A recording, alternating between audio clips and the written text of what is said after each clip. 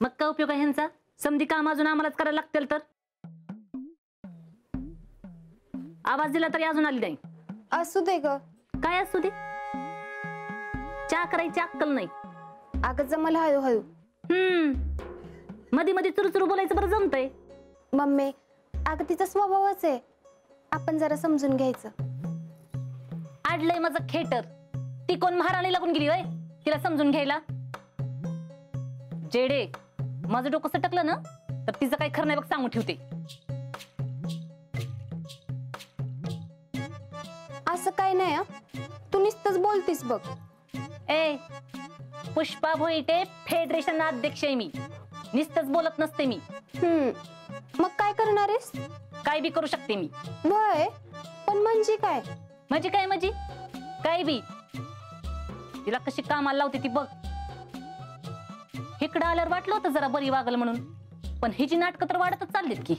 Mummy ती लय smart आहे, तुला नाही जमायचं. बघू कशी माझ्या समोर हुशार बनते ती. लय हुशार बनते ना बघ. आजपासूनच कशी कामाला झुकते ती. ती कशाला करते काम? तिचा बा करल. सवय नाही ना तर सवय होईल. यास्मिनच्या घरी जायची परमिशन बघू नंतर. मम्मी आता मॅडम येतील बघ माग माग.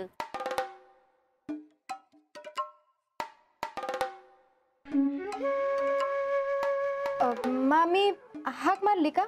फय काही चूक झाली का? वय हा? नाही नाही तास झाला का मरते ऐकू आलं नाही वय? आलं पण मरू दे म्हणलं. वरडून वरडून गप बसल असंच ना? नाही नाही ते जरा आवरत होते ना. मग जरा सकाळी लवकर उठायचं ना. लवकरच उठले होते की. मग उठून काय खोलीत बसायचं ठरवलंय का? आणि प्रत्येक गोष्ट तुला सांगायला लागते वय? हा नाही म्हणजे वय नाही म्हणजे उद्यापासून लवकर आवरते. तर उपकारच झाला आमच्यावर. एवढी कामं पडलेत आणि तुम्ही बसा आत खोलीत गुलगुलू बोलत.